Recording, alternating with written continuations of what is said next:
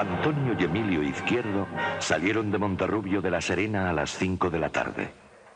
Se dirigían a Puerto Urraco, armados con sus escopetas de caza y abundante munición. Aquel caluroso domingo de agosto de 1990 iban a llevar a cabo su venganza. Iban a saldar viejas rencillas de familia.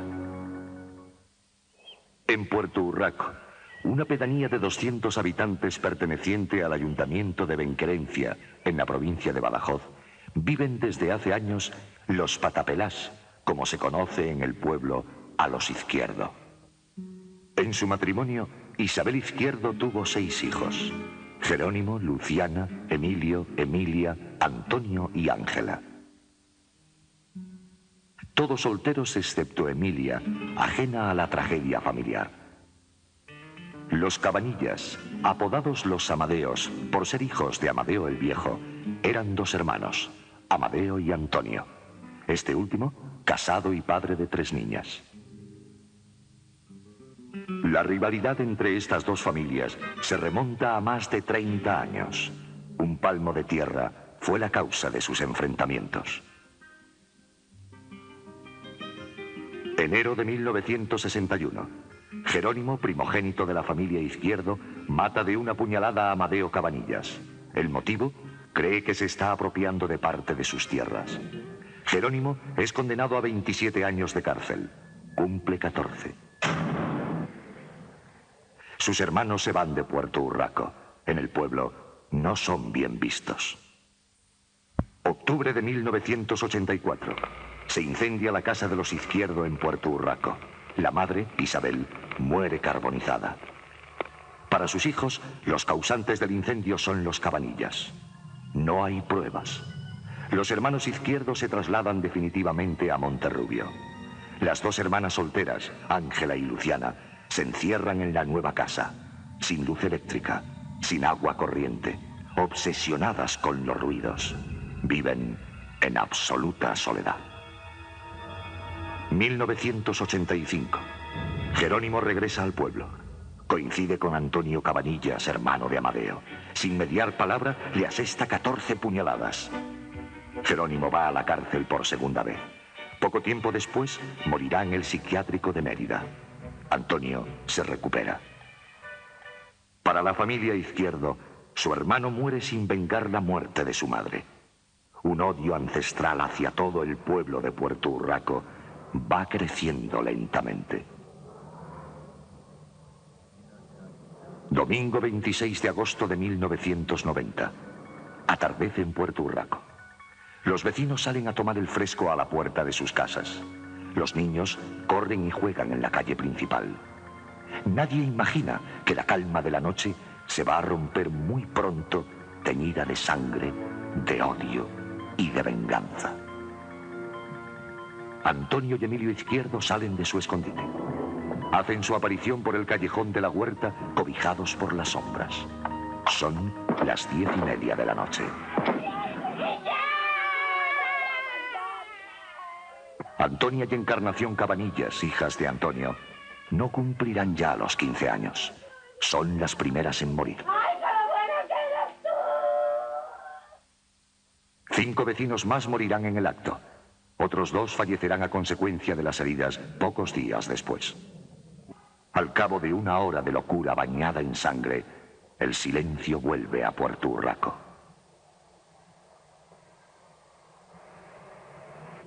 La Guardia Civil busca a los asesinos.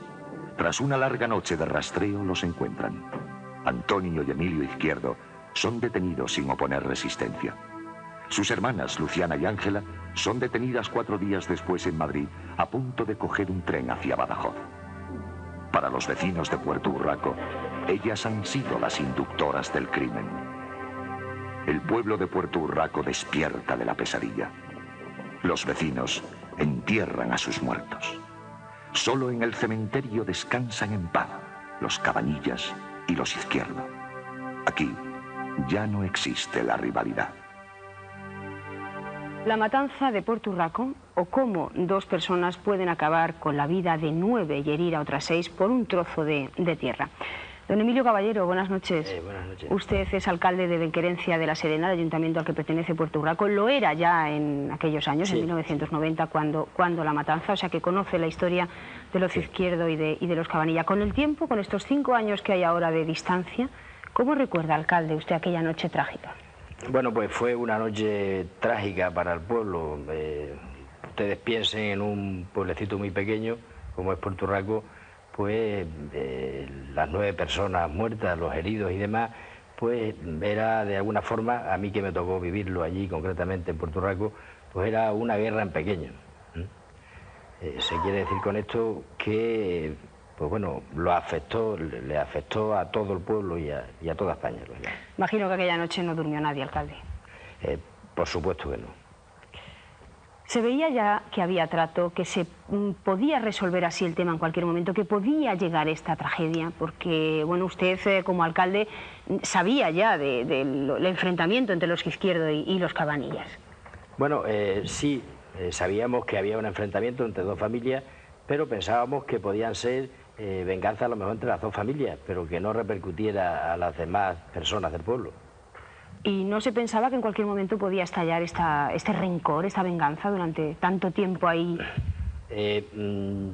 Yo concretamente nunca lo pensaba que podía estallar de la forma que estalló, ¿no?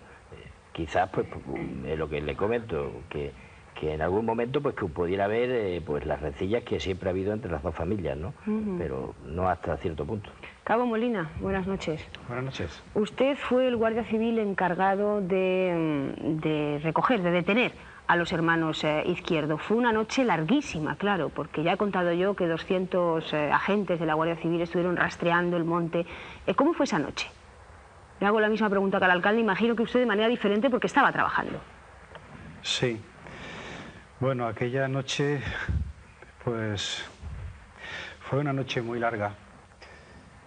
Y verdaderamente fue horroroso contemplar todo aquello. Sentimos mucha rabia interiormente, sentimos impotencia, sentimos tantas cosas que la verdad pues es difícil expresar con palabras lo que aquel manto de sombra de muerte nos hizo sentir a todos los que estábamos allí sirviendo y sobreponiéndonos a aquella situación para poder estar al servicio de todas aquellas personas que lo necesitaban. 200 personas, 200 guardias civiles a la caza y captura de dos hermanos, los hermanos Izquierdo. ¿Para qué tantos efectivos? Bueno, yo no sé si efectivamente había 200 o habría más o menos, no sé. Exactamente no... El número no... ¿Tan peligrosos eran los hermanos Izquierdo? Después de la matanza, claro, ustedes pensaban que podía... Hay un despliegue policial lógico y coherente con arreglo a los hechos que allí estaban o se habían acontecido. Y como ya dije antes en el vídeo, pues para mí está plenamente justificado ese despliegue policial de guardias civiles en torno a aquella población. Porque, claro, allí estaban muriendo personas. Claro. ¿No? ¿Cómo se encontró usted, Cabo Molina, a los hermanos Izquierdo? Porque creo que no pusieron resistencia. ¿Dónde estaban? ¿Cómo fue la detención? Bueno, la detención... yo estaba haciendo la reconstrucción de los hechos para recoger todas las pruebas que el juez necesitaba y había que poner sobre la mesa pues todo aquello que yo estaba buscando, casquillos, etcétera, pruebas testificales, todo. Bueno, en la reconstrucción de los hechos yo me auxilié del alcalde pedáneo de entonces y él pues me llevó por el lugar donde los hermanos Izquierdo abordaron el pueblo y bueno, al dirigirme al callejón de las Huertas pues fue una sorpresa muy grande la que tuvimos a primera hora de la mañana con el alba ya apuntando el día, cuando vimos que allí se encontraba Antonio Izquierdo, El alcalde salió corriendo, yo no lo había visto todavía porque el pasto estaba bastante alto y él estaba allí semicamuflado, pero efectivamente cuando yo me sobrepuse de la situación y vi que estaba allí con su escopeta... Qué miedo, pues, ¿no? En ese momento. Bueno, sí, fue un poco duro. Pero se entregaron sin poner, como digo yo, demasiada resistencia. 5 años han pasado ya desde aquella matanza de Puerto Urraco. ¿Cómo vive Puerto Urraco 5 años después aquella trágica página? 5 años después de la matanza que llevaron a cabo los hermanos Izquierdo, Puerto Urraco sigue siendo un pueblo tranquilo y apacible que vive en paz. Puerto Urraco es un pueblo evidentemente agrícola y ganadero, un pueblo, bueno, pues con una riqueza en olivar bastante importante y con un nivel de vida pues medio bajo, bien. El 17 de enero de 1994 comenzó en la Audiencia Provincial de Badajoz el juicio contra Emilio y Antonio Izquierdo. Los dos hermanos están acusados de disparar indiscriminadamente contra los vecinos de Puerto Urraco en agosto de 1990, causando la muerte a 9 vecinos e hiriendo a 6. Nunca de matar. Nunca por nunca he pensado de matar. Las familias de los muertos no pueden callar. En la sala se respira mucha tensión. 9 muertos tienen mucha fuerza. Mucha fuerza. Las hermanas Luciana y Ángela Izquierdo, supuestas inductoras de la matanza, quedaron absueltas por falta de pruebas. Actualmente permanecen internadas en el Hospital Psiquiátrico de Mérida por orden judicial. Su carácter paranoico les impide relacionarse normalmente. Están obsesionadas con un solo tema. Todo el mundo está en su contra. Presentaban un trastorno paranoide de personalidad, que es una tendencia a la suspicacia, a la desconfianza sin ningún sentido y sin ningún motivo de los demás, a dudar de la lealtad y de la fidelidad de los que te rodean. 198. Durante el juicio queda demostrada la intención de matar de los acusados. Podemos decir que los hermanos Izquierdo eran absolutamente conscientes de lo que hacían y tenían en sus medios o en sus manos medios para haber podido evitar aquello, es decir, su voluntad no se encontraba anulada. La Audiencia Provincial de Badajoz condenó a 345 años de prisión a cada uno de los hermanos Izquierdo como autores de la matanza de Puerto Urraco. Ingresaron en la prisión de Córdoba después de oír la sentencia. Un año más tarde, fueron trasladados a la de Almería, donde todavía permanecen. Los vecinos de Puerto Urraco no quieren recordar. Quienes vivieron aquel capítulo negro lo recuerdan con horror. Yo no encuentro verdaderamente palabras para describir lo que aquí pasó y bueno, se podría decir que esto es una especie de como el Vietnam, ¿no? Como una película de un Baine de indios, que aquí cualquiera se lía a pegar tiros, ¿no? Y cadáveres, todo esto, de sangre, de posta, terrible. Puerto Urraco ha pasado a formar parte de la crónica negra española. Sus habitantes han quedado marcados por la venganza de 2 familias rivales. Su gente, amable y sencilla, quiere que se le conozca por otras muchas cosas. Quiere borrar aquel suceso de la historia de Extremadura y pasar la página.